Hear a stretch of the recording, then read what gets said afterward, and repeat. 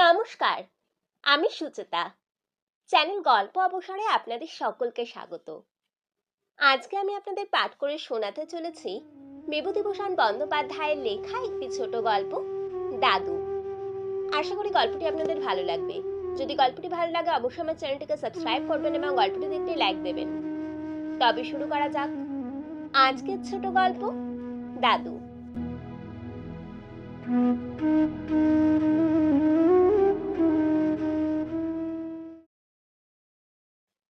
ঠাকুরদাদা আমার শৈশবের অনেকখানি জুড়ে আছেন, সমস্ত শৈশব দিগন্তটা জুড়ে আছেন। ছেলেবেলায় জ্ঞান হয়েই দেখেছি আমাদের বাড়িতে তিনি আছেন। তার বয়স হয়েছিল প্রায় 100। জ্ঞান হয়ে পর্যন্ত দেখেছি তিনি আমাদের পশ্চিমের ঘরের রোয়াকে সকাল থেকে বসে থাকতেন। একটা বড় গামলায় গরম জল করে দিদি তাকে নাইয়ে দিত। ঠাকুরদাদা চোখে ভালো দেখতে পেতেন না, তাকে সকালে হাত ধরে রোয়াকে নিয়ে এসে তার জায়গাটিতে বসিয়ে দিতে হতো। তামাক সেজে দিত দিদি। কেবল মা ঠাকুর দাদার ভাতের থালাটি নিয়ে গিয়ে তাকে খাইয়ে আসতেন। দিদি আবার তামাক সেজে দিত। কিছুক্ষণ পরে ঠাকুর দাদা বসে বসে আপন মনে কি বকতেন। একটু বেশি বেলায় বাবা নায়েবির করে কাছারি থেকে ফিরে বাড়ি ঢুকলেই ঠাকুর দাদা অমনি কান খাড়া করতেন। এলো হরিশ। আগে হ্যাঁ বাবা। বাবা হরিশ, আবার বড্ড খিদে পেয়েছে রে। সে কি বাবা, আপনাকে এখনো ভাত দেয়নি? না বাবা, খিদে মরেছি। হরিশ, ভাত দিতে বলে দে না রে। বল না হরিশ। বাবার বয়স 50-এর ওপর। মাথার চুল প্রায় সব সাদা হয়ে গিয়েছে। বেশ মোটা সোটা নাদুস নুদুস চেহারা। সবাই বলে বাবা নাকি দেখতে সুপুরুষ। বাবা মাকে অনুযোগ করলেন, আচ্ছা বাবাকে এখনো ভাত দাওনি? ছি ছি, এত বেলা হলো। মা বললেন, ও মা, সে কি গো, 10টার সময় যে আমি নিজের হাতে খাইয়ে এসছি। বাবা চেঁচিয়ে ডেকে উঠলেন, ও বাবা, বাবা। কি হরিশ, আগে আপনাকে আপনার বৌমা খাইয়ে এসেছে যে, কি বলছেন আপনি? না ও হরিশ, মিছে কথা, মিছে কথা সব। আমার কেউ ভাত দেয়নি। না না খেয়ে মরলাম আমি। বলেই ঠাকুর দাদা ছেলে মানুষের মতো খুঁত খুঁত করে কান্না শুরু করে দিলেন। মা রাগ করে বলে উঠলেন, 72 মরেও না, 7 কাল চালাবে। তোমার স্বাদের হিমি দিয়ে তোমায় খাওয়া মাখা। আমি যদি আর কাল থেকে তোমায় দেখি তবে আমি নিমুখ করছে। ও যে বলো তুমি ছেলে পিলের সামনে এভাবে। বাবা দুঃখিত স্বরে বললেন, কি ছেলে পিলের সামনে? কে না জানে সোহাগের হিমির কথা? বাতুরে বুড়ো 4 কাল বড় বউ, অমন করে গুরুজনকে বলতে আছে? ছি ছি, তোমার মুখখানা আজকাল বড্ড। ঠাকুরদাদা তখনও কিন্তু কাঁদছেন ছেলে মানুষের মতো। কান্নার মধ্যে ডাকলেন, হরেশ, হরেশ। যেন অসহায় আর্ত বালক তার একমাত্র আশ্রয়স্থল পিতাকে ডাকছে। বাবা জামা টামা না খুলেই ছুটে গেলেন। সান্ত্বনার সুরে বললেন, কি কি বাবা, কি কি হয়েছে? আমি ভাত খাবো, আমি না খেয়ে মলাম। হরিশ, ওরা আমার না খেতে দিল। বাবা বাবা বাবা, অমন কাঁদবেন না, কাঁদতে নেছি, অমন কাঁদতে আছে। মা অমনি রোয়াক থেকে বলে উঠলেন, মরণ, বুড়ো বাহাতুরের মরণ দেখো না, যেন 2 বছরের খোকা ছেলের কাছে কেঁদেই গুণ। জমের বল এমনও হয় বলি? বড় বউ চুপ করো না। কি কি করো বলো তো? খিদে পেয়েছে, ভাত খাবো, দে না, দে না রে। আচ্ছা আচ্ছা আচ্ছা, আমি দেখছি, দেখছি বাবা, দেখছি, আপনি আপনি চুপ করুন একটু। অবশেষে আবার সামান্য দুটি ভাত বাবা নিয়ে দিয়ে এলেন। ঠাকুরদাদা দিব্যি খেতে বসে গেলেন আবার। মুখে আর হাসি ধরে না। আমরাও ঠাকুরদাদার কাণ্ড দেখে হেসে বাঁচিনে। এমনি একদিন নয়, মাসের মধ্যে 10 দিন হতো। ইতিমধ্যে দিদি শ্বশুর বাড়ি চলে গেল। বাবাকে দেখতাম ঠাকুরদাদা যত কিছু কাজ নিজের হাতে করতেন, কিন্তু তার সময় নেই। সকালে উঠে সান্ধান্নিক করে জল বাতাসা খেয়ে তিনি বেরিয়ে যেতেন কাছারির কাজে। দুপুরে এসে খেয়ে সামান্য বিশ্রাম করে কাজে বেরোতেন, ফিরতে রাত 8টা-9টা বাজতো। এসেই ঠাকুরদাদার ঘরে ঢুকে জিজ্ঞাসা করতেন, বাবা, তা শরীর ভালো আছে তো? এদিকে ঠাকুরদাদাও সারাদিনের যত অভাব অভিযোগের কাহিনী জমিয়ে রাখতেন ছেলের সামনে পেশ করবার জন্য সেই সময়। আর বাবা শরীর ভালো, একটু তা আমাকেও শেষ দেয় না রে। টিকে ভিজে আগুনও ধরলো না। আজ এমন মশা কামড়াতে লাগলো ওই দুপুরের দিনে। আহ, মশারিটা কেউ টাঙিয়ে দিলে দেখ না, এই পিঠটা দেয় না বাবা। তারপর কাঁদো কাঁদো সুরে বললেন, তুই একটু হাত বুলিয়ে দে হরিশ, হরিশ। বাবা বসে বসে হাত বুলিয়ে দিতে থাকেন।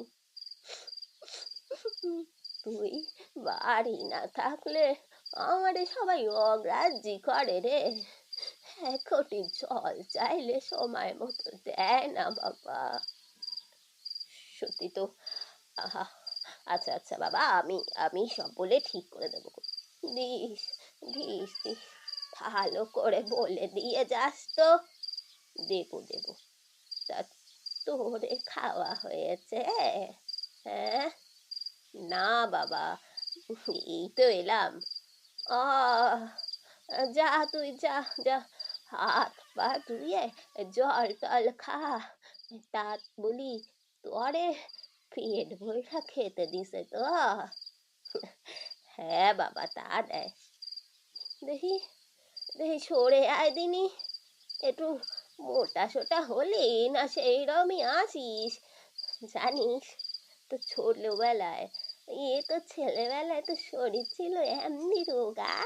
তোর গর্ভধারিণী একদিন বললে খোকার জন্যে ছাগলের দুধের ব্যবস্থা করো। তখন মেহেরপুরের নীলকুঠিতে কাজ করি, সেইখানে তো জন্ম, জানিস। হ্যাঁ, মেহের ইয়ে মেহেরপুর। ওই যা, কি কি বলছিলাম ভুলে গেলাম। ধুর, আজকাল আর কিছু মনে থাকে না রে। আগে বাবা, ছাগলের দুধ। হ্যাঁ, ছাগলের দুধ। ছাগলের দুধ আনতে বললো তোর গর্ভধারিণী। সাহেবের একটা বড় ছাগল ছিল, মালির সঙ্গে শহর করে ফেললাম, মাসে 2 টাকা করে দেব। আর সে আধ সের করে ছাগলের দুধ আমায় দেবে। তারপর তো সে কি আনন্দ, ছাগলের দুধ। আর তোর মা। বাবা ওঠেন না সেখান থেকে যতক্ষণ ঠাকুরদাদা একটু শান্ত না হন। ভাত খেয়ে বাবার সঙ্গে গল্প করে ঠাকুরদা খুশি মনে বলেন, তাহলে তুই এখন যা হরিস, হ্যাঁ, খেয়ে নিগে যা। দুধ পাচ্ছিস তো? হ্যাঁ বাবা। ভালো করে দুধ খাবি, দুধেই বল। না বাবা, দুধ ঠিক খাচ্ছি। বাবা চলে গেলেন। যাবার আগে ঠাকুরদাদাকে বিছানায় শুইয়ে নিজের হাতে একটা মোটা চাদর ওর গায়ে ঢেকে দিলেন। বাবা, চাদর খুলবেন না কিন্তু, হ্যাঁ, চাদর খুলবেন না বাবা, ঠান্ডা লাগবে। মা বকতেন, হলো বাপের সেবা। বাবা, এমন কীর্তি কখনো দেখিনি গো। বাবা একটু লজ্জা ও সংকোচের সঙ্গে বলতেন, আহ, চুপ করো তো। কেন কেন চুপ করবো কেন? বুড়ো বাপের আবদার যেন 6 বছরের খোকার আবদার। এমন কাণ্ড যদি কখনো দেখেছি। ও বউ, না দেখেছো না দেখেছো, থামো তুমি। ওই যে কদিন বুড়ো আছে তারপর সবাই জানে গো। হ্যাঁ, তারপর কি আর তুমি ওই বুনো পাড়ার দিগম্বর বুনো সেবা করবে? হ্যাঁ, এখন দুটো খেয়ে নিয়ে আমার মাথা কিনবে। এসো এসো। সেদিন এই গভীর রাত্রে আমরা সবাই যখন ঘুমিয়ে, ঠাকুরদাদা নিজের ঘর খুলে হাতড়ে হাতড়ে বাইরে রোয়াকে এসে ডাকছেন, ও বৌমা, হরিশ, বমা, হরিশ, বমা গো। বাবা ধরপড় করে উঠে বাইরে এসে বললেন, কি কি বাবা, কি কি কি হয়েছে, কি হয়েছে? হ্যাঁ বাবা, হরিশ, কি হয়েছে বাবা? বৌমা, বৌমা এখনো ভাত দিলে না মোরে, রাত কত হয়েছে দেখ তো, আমি বসে বসে ঘুমিয়ে পড়েছিলাম, তা বলি বলি ভাত হয়নি এখনো। বাবা অবাক। মা ঘুম চোখে উঠে বললেন, কি বাবা, বাবা ভাত চাইছেন গো। বাবা, উফ, আর মাস কালই হয়ে গেল, ঢের ঢের সংসার দেখেছি, ঢের শ্বশুর দেখেছি, এমন দ্বারা কাণ্ড কারখানা কখনো শুনিও নি, কখনো দেখিও নি। রাত দুপুরে বাবা চেঁচালে কাজ চলবে ও কি সবসময়? ইতিমধ্যে আমার নির্বিকার ঠাকুর দাদা, যিনি চোখে ভালো দেখেন না, কানেও ভালো শোনেন না, আবার ডেকে উঠলেন, হরিশ, ও বৌমা গো, যাই বাবা, যাচ্ছি এক্ষুনি। বলি বলি আমারে ভাত দে যাও, খিদে লেগেছে। বাবা গিয়ে ঠাকুর দাদাকে সান্ত্বনা দিতে লাগলেন, অবোধ শিশুকে যেমন লোকে সান্ত্বনা দেয়।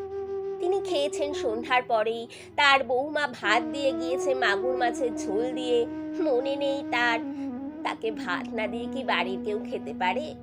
এখন রাত দুটো, এখন কি খেয়ে ভাত খেতে আছে? এখন খেলে তার অসুখ করবে, কাল সকালেই খুব ভোরেই তাকে খেতে দেওয়া হবে, রাত তো ভোর হয়ে এলো, অমন করলে সবারই মনে কষ্ট দেওয়া হবে, অমন কি করা উচিত? ছি। ঠাকুর দাদা বালকের মতো আশ্বস্ত হয়ে বললেন, তাই খেয়ে আছি? আগে হ্যাঁ বাবা, আমার কথা বিশ্বাস করুন, আগে মাগুর মাছ এনেছিলাম আপনার জন্য, ওই হাট থেকে কিনে, তাই দিয়ে ভাত খেয়েছেন। সত্যি বলছি, আপনার সঙ্গে মিছে কথা বলছি না। চলুন চলুন বাবা, শোবেন, আসুন আসুন, ঠান্ডা লাগবে, আসুন ঘরের মধ্যে আসুন বাবা। আচ্ছা আচ্ছা, আসুন আসুন আসুন। বাবা হাত ধরে ঠাকুর দাদাকে ঘরের মধ্যে নিয়ে গিয়ে যত্ন করে শুইয়ে দিয়ে চাদর দিয়ে ঢেকে আবার এসে শুয়ে পড়লেন। মা বললেন, তা সহজে মিটলো? মেটাতে জানলেই মেটে গো। এখন থেকে বাবার জন্য দুটো ভাত রেখে দিলে কেমন হয়? হ্যাঁ, তারপর ওই বুড়ো বয়সে পেট ছেড়ে দিক এই শেষ রাত্রিতে গিয়ে, তখন ঠেলা সামলাবে কে শুনি? বাবা ন্যায্য পক্ষেই বলতে পারতেন যে এতকাল সামলে আসছে সেই সামলাবে, কিন্তু তা তিনি বলেন না, নীরবে গিয়ে আবার নিজের ছোট্ট খাটিয়াতে শুয়ে পড়েন। কাছারির কাজে বাবাকে কয়েকদিনের জন্য গুয়ারিতে গিয়ে থাকতে হলো। যাবার সময় বারবার মাকে বলে গেলেন, ঠাকুরদার যেন কোনো অসুবিধে না হয়, অযত্ন না হয়, এই কথাটা বলতে বোধহয় সাহস করলেন না, তাহলে ধুমধুমার ঝগড়া বেঁধে যাবে। ঠাকুর দাদাকে গিয়ে বললেন, বাবা, বাবা আমি গোয়ারি যাচ্ছি, এই 5-6 দিন দেরি হবে, একটু বুঝে সুঝে চলবেন, আপনার বৌমাও তো কাজের লোক, ছেলেপুলে নিয়ে বিব্রত। আহ, গোয়ারি যাবি? হ্যাঁ বাবা। তা কবে আসবি? ওই বাবা বুধবার নাগাদ।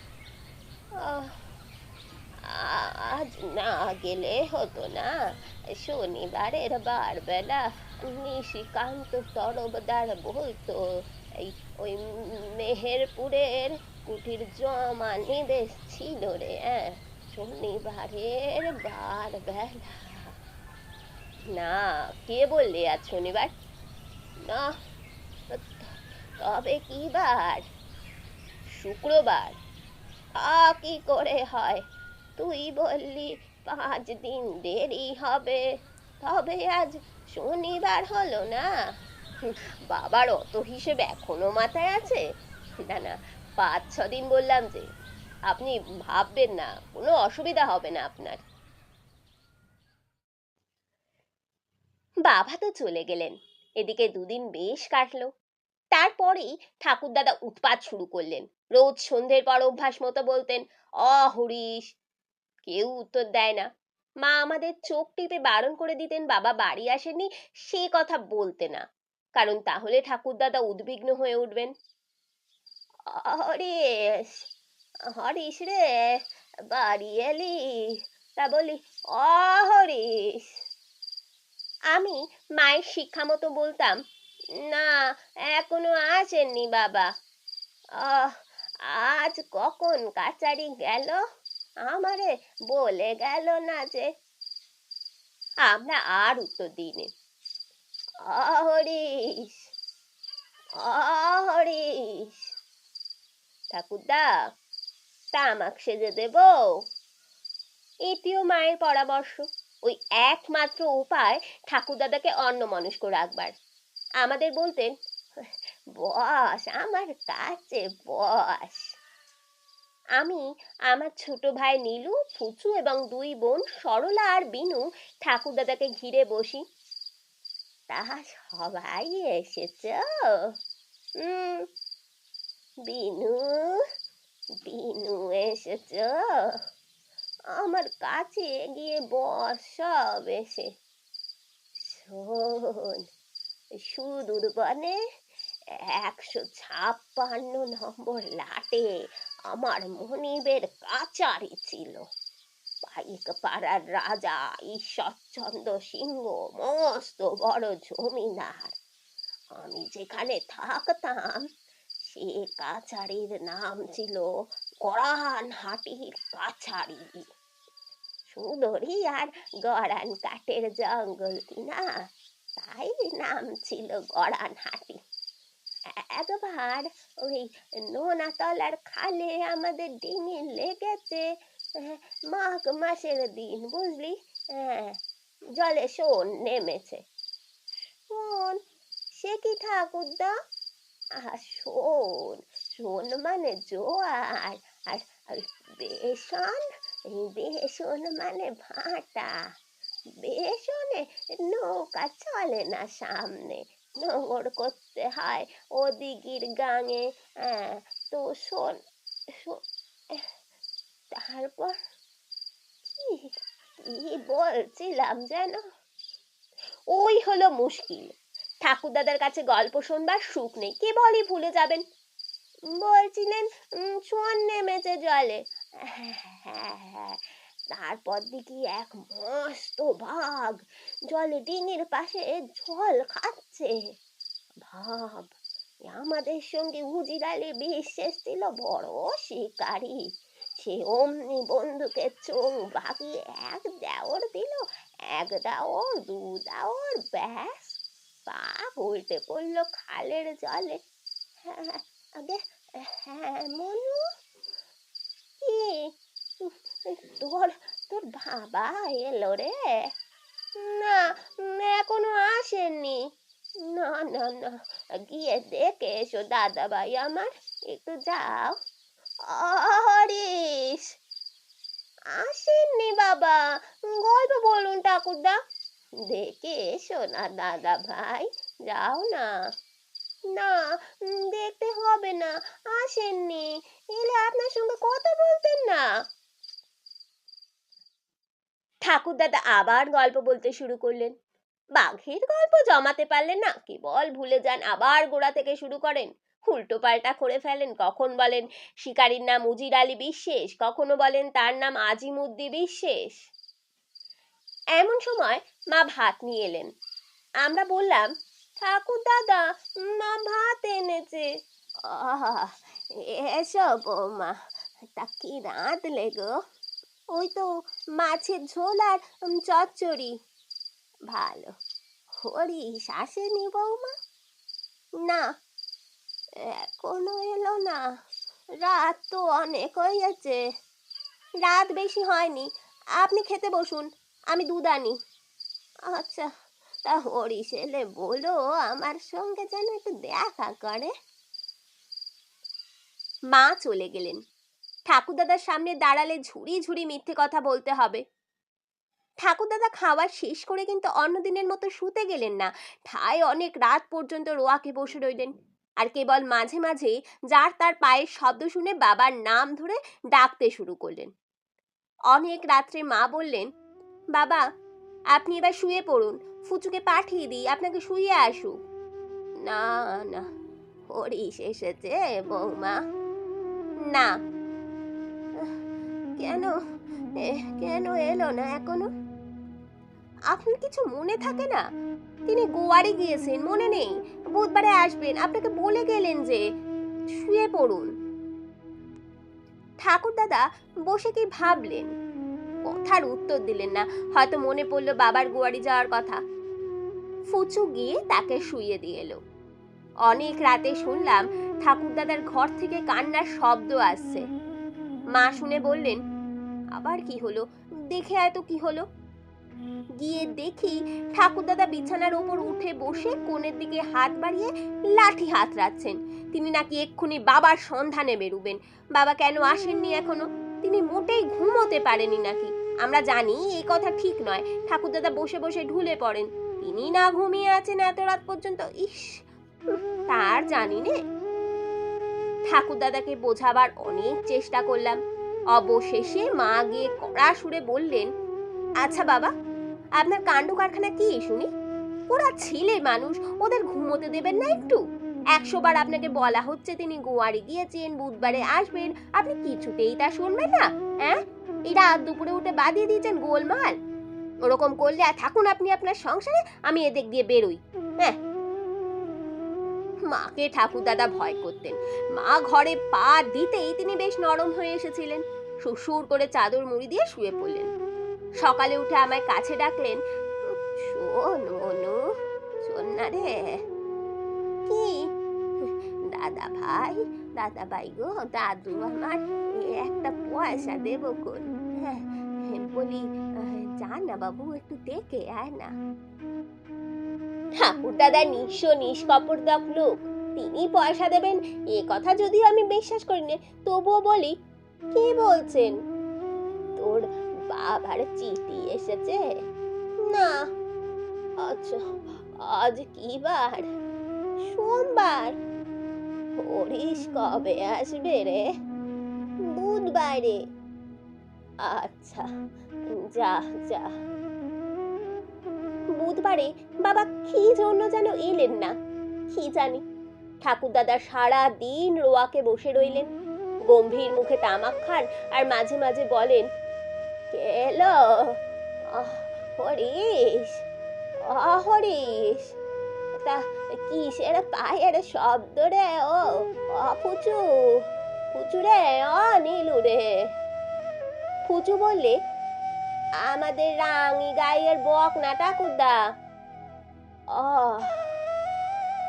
এই রকম চললো সারা দিন। রাত্রে খাবার সময় খেতে বসেছেন আর মাঝে মাঝে কান খাড়া করে রেলগাড়ির শব্দ শুনবার চেষ্টা করছেন। মুখে কিছু বলেন না। হঠাৎ বড় গম্ভীর হয়ে গিয়েছেন।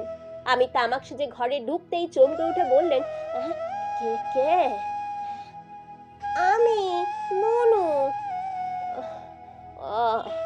তা 9টার গাড়ি চলে গিয়েছে জানিস? এখনো যায়নি, আপনি শুয়ে পড়ুন। শব্দ পাসনি গাড়ির?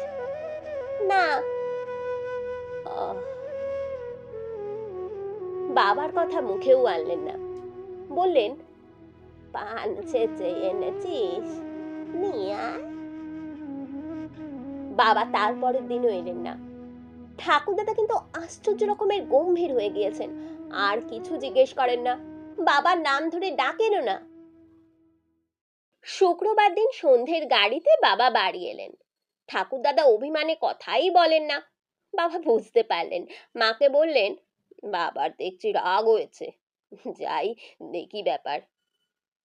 ঠাকুরদাদা তামাক খাচ্ছেন। বাবা গিয়ে বললেন, বাবা। পায়ের ধুলো নিয়ে প্রণাম করলেন। ঠাকুরদাদার মুখে কথাই নেই। বাবা, কেমন আছেন? ঠাকুরদাদা নিরুত্তর। বাবা, আচ্ছা রাগ করলেন নাকি? ও বাবা, ঠিক আছে, তা আমি আবার রানাঘাটে যাচ্ছি কাল সকালবেলা। রাগ হয় না? কি বলিস? এইবার ঠাকুরদাদা আর না বলে থাকতে পারলেন না, কেননা ওই যে বাবা বললেন কাল সকালেই রানাঘাটে যাবেন। হতেই ঠাকুরদাদার রাগ জল হয়ে গিয়েছে একেবারে।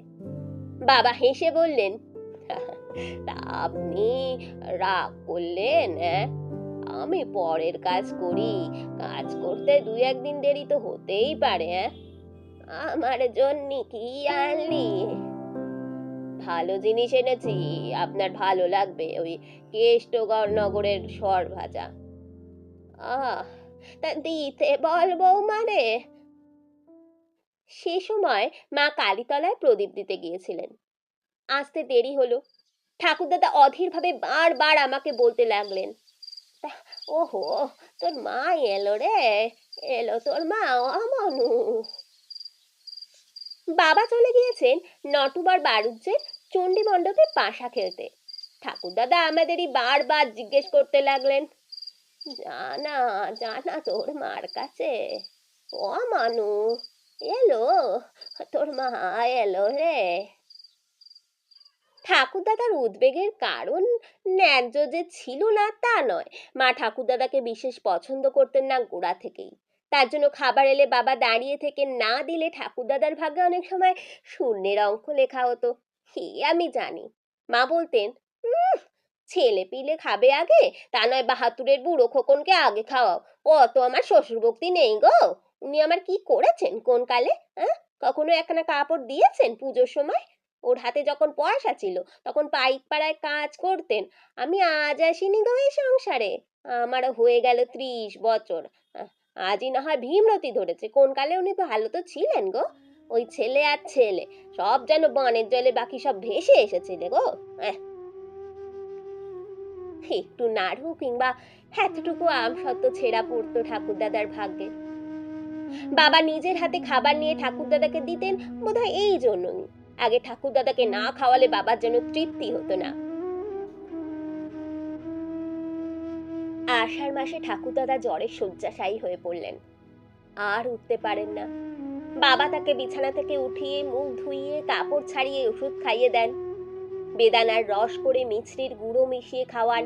কাছারি থেকে আসবার পথে ঠাকুরদাদার ঘরে কিছুক্ষণ বসে তবে এসে স্নানাহার করেন। কি উদ্বেগ তার ঠাকুরদাদার অসুখের জন্য। মাকে বলতেন, বাবার জ্বর কত দেখেছিলে, উনি তো ভুলে যান, ওষুধ ঠিক মতো দেবে। সেরে উঠেও ঠাকুরদাদা প্রায় 2 মাস বিছানা ছেড়ে উঠতেই পারেন না। বাবা আজ ছাগলের দুধ, কাল কুমড়োর মেঠাই, পরশু আমলকির মোরব্বা, যে যা বলে তাই জোগাড় করে নিয়ে এসে খাওয়ান ঠাকুরদাদা গায়ে বল পাবেন বলে। ঠাকুরদাদাও হয়ে গেলেন একেবারে বালক। তার উৎপাতের জ্বালায় বাড়ি শুদ্ধ লোক অতিষ্ঠ হয়ে উঠলো। কেবল দিন রাত খাই খাই আর একে ডাকছেন তাকে ডাকছেন। আমরা পাড়ার পক্ষে কোনোদিনই ঠাকুরদাদার কেউ ঘেঁষ বড় একটা নিই নে, এখন তো একেবারে ত্রিসীমানায় ঘেঁষিনে। 10 বার ডাক দিলে একবার উত্তর দিই কি না দিই। মা ভাতের থালা দিয়ে আসেন নিয়ে আসেন এই পর্যন্ত। কথার জবাব দিলেও খুব খ্রিষ্টচিত্তে দেন না, যা দেন তা আবার অত্যন্ত সংক্ষিপ্ত। অথচ সেই মাই নদীর ঘাটে বাড়ুজ্যে গিন্নির সঙ্গে 1 ঘন্টা হাঁটি বকেন। ঠাকুরদাদা অসহায় শিশুর মতো বাবার পথ চেয়ে বসে থাকেন। বাবার পায়ের শব্দ পেলেই সুর ধরেন, হরিশ এলি রে, হরিশ। আর ঠিক কি বাবার পায়ের শব্দ চেনেন ঠাকুরদাদা। বাবা এসে নিজে দেখাশোনা করবেন, নাওয়াবেন, খাওয়াবেন ঠাকুরদাদাকে। বাবা এলে ঠাকুরদাদা যত কিছু অভিযোগ শুরু করে দেবেন। তার কাছে ছেলে মানুষের মতো বৌমা আমাকে এ করেনি, আমাকে তা দেয়নি। তাতে ঠাকুরদাদা মায়ের সহানুভূতি আরো হারাতেন। বাবা তা জানতেনও, সেজন্য নিজে সর্বদা খবরদারি করতেন। কারো হাতে ঠাকুরদাদাকে ছেড়ে দিয়ে বাবার বিশ্বাস হতো না দিদি ছাড়া। দিদি তো শ্বশুর বাড়ি চলে গিয়েছে। পৌষ মাসে বাবা আবাদে গেলেন পৌষ কিস্তির খাজনা আদায় করতে। বারবার মাকে বলে গেলেন ঠাকুরদার যেন অযত্ন না হয়। মা বললেন, কেন গো, আমি কি বুড়োকে গলা টিপে মেরে ফেলবো নাকি? ছি, উফ বাবা, অমন বলতে নেই। না, তুমিও সেই রকম কথাবার্তা বলছো কি না তাই বলছি। তবে আমার সংসারের কাজকর্ম সেটি সব দিক দেখতে হয় তো, পারি নে। যতদূর পারি চিরকাল যা হয়ে আসছে তাই হবে। না মানে একটু মন দিয়ে মানে, উনি বুড়ো মানুষ। আমি তো জানি, যা পারি হবে, ভেবো না। বাবা ঠাকুরদাদার কাছে বিদায় নেবার সময় আর কতদিন দেরি হবে তা ঠিক বললেন না। বলে ঠাকুরদাদা হয়তো যেতে দেবেন না কিংবা ব্যস্ত হয়ে পড়বেন। বাবা যখন বেরুলেন, ঠাকুরদাদা বললেন, হরিশ, কবে ফিরবি? তার চিরন্তন প্রশ্ন। এই যত শিগগির হয় বাবা, আপনি ভাববেন না। ঠাকুরদাদাকে ফেলে কোথাও গিয়ে বাবা স্বস্তি পেতেন না, আমি জানি। ঠাকুরদাদা নাকি 3 বছর বয়স থেকে বাবা ও মার মতো করে মানুষ করেন বাবাকে। ঠাকুরমায়ের মৃত্যুর পরে বাবা যেন ভাবতেন ঠাকুরদাদা শত্রুপুরীর মধ্যে বাস করছেন, চতুর্দিকে শত্রু বেষ্টিত অবস্থায়। একমাত্র আপনার জন তিনি নিজে। চোখে চোখে রাখতেন এই জন্য সর্বদা, কারো হাতে ছেড়ে দিয়ে বিশ্বাস করতে পারতেন না। বলা বাহুল্য ঠাকুরদাদা তো নিজেকে অসহায় শত্রু বেষ্টিত বলেই মনে করতেন। বাবা এবার বাড়ি ফিরতে বড্ড দেরি করতে লাগলেন। অবশেষে যখন ফিরলেন, তখন গরুর গাড়ি করে ভীষণ অসুস্থ অবস্থায়, ঘোর জ্বর। জ্বরের ঘরে বলতে লাগলেন, বাবাকে বাবাকে কেউ বলো না আমি আমি অসুস্থ হয়ে ফিরেছি। ঠাকুর দাদা কিন্তু আন্দাজে মাঝে মাঝে বাবাকে ডাক দিতেন, বুঝতে পেরেছিলেন কিনা কি জানি। হরিশ, আমার জন্য কি আনলি? হরিশ। বাবা ঠিক শুনতে পান, জ্বরে ধুকতে ধুকতে বললেন, বাবা বাবা বাঁচতে হওয়ার যেন কিছু না হয়, হে ভগবান, মরেও সুখ পাবো না। অসুখ বড় বাড়ল। জেলা থেকে ডাক্তার এসে দেখলে 2 দিন। সংসারের পুঁজি ভেঙে বাবার চিকিৎসা হলো। একদিন বড় বাড়াবাড়ি হলো। ঠাকুর দাদাকে আর দেখাশোনা করবার লোক নেই, বাবাকে নিয়েই সবাই ব্যস্ত। গ্রামের তিলোচন ঠাকুরদাদার কাছে বসিয়ে তাকে বাজে গল্প দিয়ে ভুলিয়ে রাখলেন। সবাই বলতে লাগলো, সুবোধ আর বাঁচবে না, আহা বুড়োর কি কপাল। বাবার মৃত্যু হলো শেষ রাত্রে। ঠাকুরদাদা তার কিছুই জানেন না, গভীর ঘুমে অচেতন। খুব ভোরে বাড়িতে এসে তিলোচন চক্রবর্তী ঠাকুরদার হাত ধরে ছুতো করে বাইরে কোথাও নিয়ে গেল। চলুন জ্যাঠামশাই, একটু বড়দার বাড়ি যাই, আপনাকে একটু পায়ে ধুলো দিতে হবে, সেখানে তারা বলছে।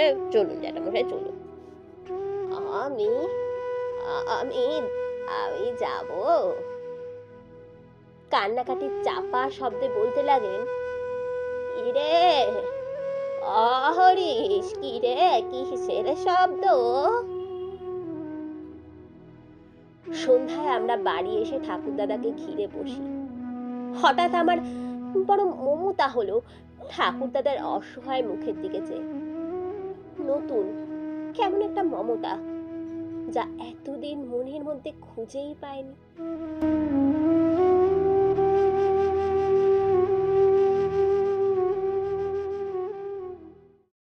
ধন্যবাদ।